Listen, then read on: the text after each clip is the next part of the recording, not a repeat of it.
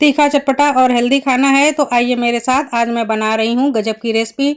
तो ये मैं दालों की रेसिपी बना रही हूँ। चने की दाल मैंने कल ही भिगो दी थी शाम को, और ये है उड़द की दाल, अच्छी तरह से फूल गई है।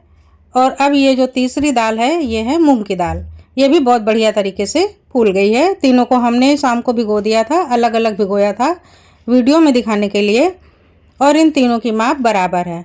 तो ये टोटल 1 कटोरी दाल है। तो अब मैं इन तीनों को मिक्स कर देती हूँ और बहुत अच्छे से धो लेती हूँ। तो ये देखिए, हमने बढ़िया तरीके से दाल को सिंक के नीचे खूब सारे पानी से धो लिया है। तो अब मैं ले रही हूँ मिक्सर का जार, दालों को डाल देती हूँ। तीखेपन के लिए मैं डालूंगी हरी मिर्च और अदरक। मसाले बहुत ज़्यादा यूज़ नहीं करूँगी, और आप देखेंगे कि कितनी अमेजिंग रेसिपी मैं बना करके आपको दिखाऊंगी, ऐसे बेसिक सामान से जो अपने घरों में हमेशा मौजूद रहते हैं। थोड़ा सा हम यहाँ पर लहसुन डालेंगे, 3-4 कली। अगर आपको लहसुन का फ्लेवर पसंद है तो ज़रूर डालिए, बिल्कुल भी स्किप मत कीजिए, इससे गजब का फ्लेवर आएगा। और अब हम डाल देते हैं आधा छोटा चम्मच जीरा, थोड़ी सी हींग। तो ये दालों की रेसिपी है, हींग जीरा का फ्लेवर ना हो तो मज़ा नहीं आता है। बिल्कुल आधा टेबल स्पून जितना पानी डालूंगी और गाढ़ा पेस्ट बनाकर तैयार कर लूँगी। तो चलिए आपको दिखाते हैं कि हमने कैसा पीसा है। तो इस तरह से हमने गाढ़ा पेस्ट बना लिया है दालों का, इससे पतला बिल्कुल भी नहीं करना है। और ये जो मिक्सर में लगा है इसको अभी हम नहीं निकालेंगे, ये हमारे बाद में काम आएगा। तो अब मैं इसमें डाल रही हूँ सूखे वाले जो बेसिक मसाले होते हैं मसालदान के। तो ये है हल्दी का पाउडर, लाल मिर्च पाउडर, ये है धनिया पाउडर, थोड़ा सा ज़्यादा डालेंगे। और ये है गरम मसाला का पाउडर, बिल्कुल थोड़ा सा डालना है खुशबू के लिए। तो इन मसालों को तो हमने डाल दिया। अब हम डालेंगे अमचूर का पाउडर, ये भी आधा टीस्पून है। अब हम डाल देंगे मनपसंद चीज़ धनिया। तो आज मेरे बेटे को ये नहीं खाना है, इसके लिए मैं धनिया डाल रही हूँ, नहीं तो मैं धनिया नहीं खा पाती हूँ, उसके लिए मुझे अलग से बनाना पड़ता है। तो अच्छे से मिला लेती हूँ। तो अभी हम इसमें नमक नहीं डालेंगे, बस मसालों को मिला देते हैं और एक तरफ ढक करके रख देते हैं। एक बर्तन में लेती हूँ 1 लीटर तक पानी, इसमें डालती हूँ 1 छोटा चम्मच नमक। हल्का सा नमकीन कर लेते हैं पानी को। और अब इस पानी को मैं गैस पर चढ़ा देती हूँ। इधर दूसरे बर्तन में मैं ले रही हूँ 1 कप चावल का आटा, और ये 1 कप गेहूं का आटा। दोनों आटा बराबर बराबर हैं, इनको ले लिया। दोनों आटों को अच्छी तरह से हम मिला लेते हैं। और इधर हमारा जो ये पानी है ये भी काफ़ी गर्म हो गया है, तो इसी हम गुनगुने पानी से आटे को गूँथ लेंगे।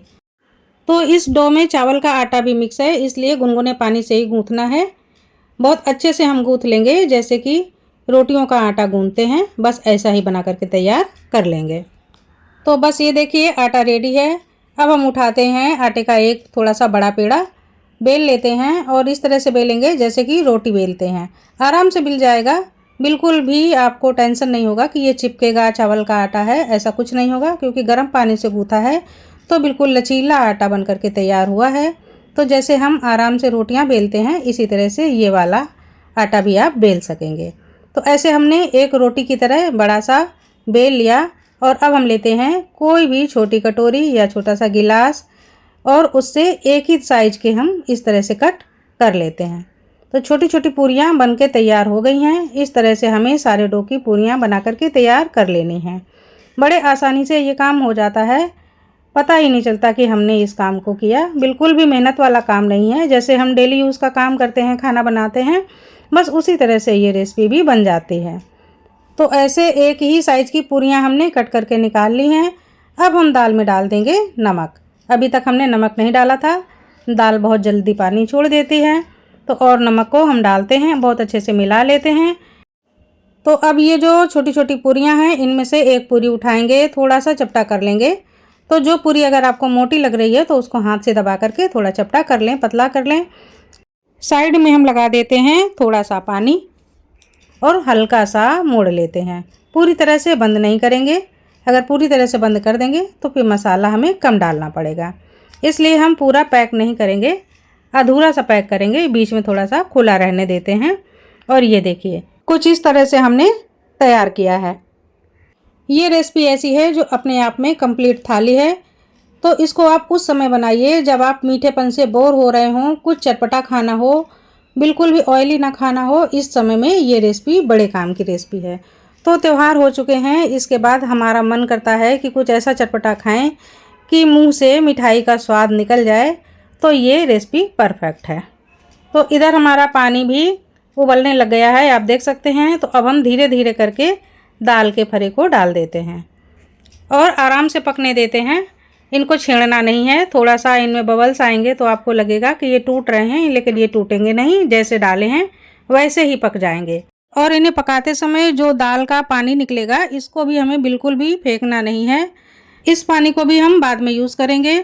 तो आज मैं प्याज लहसुन वाली रेसिपी बना रही हूँ, इसके लिए मैंने एक प्याज को कट कर लिया है, लहसुन को भी मैं बारीक बारीक कट कर लेती हूँ। फ्रेंड, अगर आप प्याज लहसुन नहीं खाते हैं तो स्किप कर सकते हैं, लेकिन मेरा आज चटपटा सा खाने का मन है और मैं बिल्कुल ऑयली भी नहीं खाना चाहती हूँ, इसके लिए मैंने लहसुन प्याज भी डाला है और बहुत कम तेल की रेसिपी आपको बना करके दिखा रही हूँ। तो ये देखिए, मिक्स दाल की गुजियाँ बन करके रेडी हैं। इनको मैंने चम्मच लगाई तो चम्मच बिल्कुल भी नहीं चिपकी, ऊपरी परत हार्ड हो गई है, यानी कि जो आटे का डो है ये मजबूत हो गया है। तो जितने भी ये फरे हैं या पनगोजे हैं, इनको मैं निकाल लेती हूँ। तो ये देखिए, ये जो पानी बचा है इसको भी हमें फेंकना नहीं है। सारे फरे एक साथ बर्तन में नहीं आए थे, तो यहाँ पर मैंने थोड़े से बचा लिए थे। अब इसी पानी में इन्हें भी पका लेते हैं। तो जब तक हमारे दाल पनगोजे पक रहे हैं, चलिए मैं आगे की भी तैयारी कर लेती हूँ। यहाँ पर मैंने 3 टमाटर लिए हैं। आप टमाटर लीजिए, थोड़े से लाल लीजिए, पके हुए लीजिए, जिससे कि ये रेसिपी में मज़ा आ जाए। तो इस तरह से हमने 3 टमाटरों को काट लिया है और इधर हमारे दाल पनगोजे भी पक करके तैयार हैं। चेक कर लेते हैं। तो ये भी पक गए हैं। अब इनको मैं साइड में आराम से रख सकती हूँ। और अगर थोड़ी कसर रह भी जाए तो बिल्कुल चिंता मत कीजिए, ये कच्चे नहीं रहते हैं। वापस इनको ढक देते हैं। तो अब हम आगे की तैयारी करते हैं। थोड़ी देर के लिए चढ़ा देते हैं साइड में। और इधर हमने कढ़ाई चढ़ा दी है। तो ये जो पनगोजे हैं इनको हम कट लगा देते हैं। इनको हमने इतना छोटा छोटा बनाया है कि हमें कई कट ना लगाने पड़े, सिर्फ 2 कट में ही रेडी हो जाएं। और ये बहुत छोटे हैं, अगर आप चाहें तो कट ना भी करें तो भी चलेगा। तो ये अमेजिंग स्वाद वाले पनगोजे रेडी हैं, लेकिन अभी पूरी तरह से रेडी नहीं हुए हैं। चलिए आगे का काम शुरू करते हैं। तो हमने कढ़ाई चढ़ा दी है। 2 टेबल स्पून डालेंगे राई का तेल। यूपी में राई का तेल ही खाया जाता है ज़्यादातर। तो वो मैंने डाल दिया। जीरा और कड़ी पत्ता डाल दिया और हींग डाल दी। अब हम डाल देते हैं कटा हुआ प्याज लहसुन और इनको अच्छा भूनेंगे, हल्का लाल होने तक भूनेंगे, जिससे कि स्वाद में मज़ा आ जाए। और ये जो पिसा हुआ टमाटर है इसको भी डाल देते हैं। 3 टमाटर हमने डाले हैं। चलाते हुए 4-5 मिनट हमने भून लिया है। अब इसके बाद में हम मसालदान के सूखे वाले मसाले डाल देते हैं।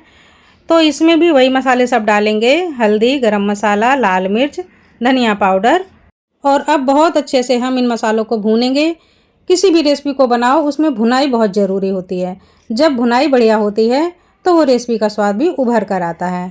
ये हमने 1 छोटी कटोरी डाल दी है अरहर की दाल। ये अगर आपके पास है तो आप ज़रूर डालिए, अगर नहीं है तो थोड़ी सी दाल आप पेस्ट से निकाल करके अलग रख लीजिए, वो आपके काम आएगी। लेकिन दाल का फ्लेवर ज़रूरी है। तो अरहर की दाल हमारे पास थी, इसको हमने डाल दिया, अच्छे से भून लिया। आप देख सकते हैं थोड़ी सी सूख गई है। तो अब हम इसमें डाल देते हैं सारे पनगोजे। तो दूसरे बार में भी हमने पनगोजे निकाल लिए, कट कर लिए और डाल करके हम फिर से अच्छे से भूनेंगे। ये बिल्कुल भी नहीं टूटेंगे, बिल्कुल भी नहीं बिखरेंगे, ऐसे ही रहेंगे। और ये देखिए, हमने भूनते भूनते इनको थोड़ा सा सुखा लिया है। थोड़ी सी काली मिर्च भी डाल देते हैं। तो ये तीखी चटपटी है। और अब हम डाल देते हैं दाल वाला पानी। तो जो जार में हमने दाल बचा ली थी उस दाल को हमने धो लिया, डाल दिया। टमाटर के साथ वाला पानी भी डाल दिया, गाढ़ापन आने के लिए और एक फ्लेवर आने के लिए। तो दाल का पानी बहुत ज़रूरी है। अब डाल देते हैं स्वाद के अनुसार नमक और उसके बाद हम ढक देते हैं और ढकते हुए 8 से 10 मिनट तक पकने देते हैं। 8 से 10 मिनट बाद आप आराम से निकाल लीजिए। बीच बीच में आप चला सकते हैं और थोड़ा सा जूसी बनाइए। ये देखिए, जैसे सब्जी बनाते हैं, ये सब्जी नहीं है, लेकिन ये दाल चावल सब्जी रोटी का एक कंप्लीट कॉम्बो है। ये देखिए, इतनी बढ़िया गजब की रेसिपी है। अपने आप में कंप्लीट दाल चावल की ये थाली है और बॉडी डिटॉक्स रेसिपी है। किसी भी एज के लोगों के लिए परफेक्ट है। इसमें कोई ये परहेज नहीं है कि इसको शुगर पेशेंट नहीं खा सकते या थायराइड वाले नहीं खा सकते, ये सभी के लिए परफेक्ट है। तो ये देखिए कितनी बढ़िया जूसी बनी है। चलिए मैं आपको दिखा देती हूँ। तो मेरा जो फ्रंट कैमरा है उसमें कोई चीज़ इतनी ज़्यादा क्लियर रिकॉर्ड नहीं होती है, ये मैं बैक कैमरे से दिखा रही हूँ। तो ये देखिए कितने बढ़िया हमने दाल पनगोजे बना करके तैयार किए हैं। तो ये पनगोजे थोड़े से जूसी होते हैं और ये गरम गरम ही खाए जाते हैं। बस बनाइए और खा डालिए। अब ये हमने ऊपर से नींबू निचोड़ दिया। अब अगर आप चाहें तो इसके साथ में प्याज ले सकते हैं, सलाद ले सकते हैं, लेकिन अपने आप में ये इतनी टेस्टी है कि कुछ भी आपको याद नहीं आएगा कि हमें लेना है। तो ये देखिए बन करके तैयार है और उन सभी बेसिक सामानों से बन जाती है जो अपने किचन में उपलब्ध रहते हैं। तो है ना ये सिंपल, टेस्टी और हेल्दी रेसिपी। तो मैं जा रही हूँ सबसे पहले बाबूजी को दे आऊँ, क्योंकि उनको उस समय गुस्सा आ जाती है जब मैं वीडियो रिकॉर्ड करने लग जाती हूँ और उनका खाना लेट हो जाता है। एक्चुअली मैं उनको खुश करने के लिए ही आज ये रेसिपी बना रही हूँ, क्योंकि बुज़ुर्गों को ऐसी रेसिपी तो बहुत ही पसंद आती है। फटाफट डालती हूँ थोड़ा सा घी, बिना घी के तो भाई मज़ा ही नहीं आता है। तो ये गर्मा गर्म रेसिपी मैं उनको दे करके आती हूँ। और है पानी देना तो भूल ही गई, जल्दी से जा रही हूँ, नहीं तो अभी फिर से डांट पड़ेगी।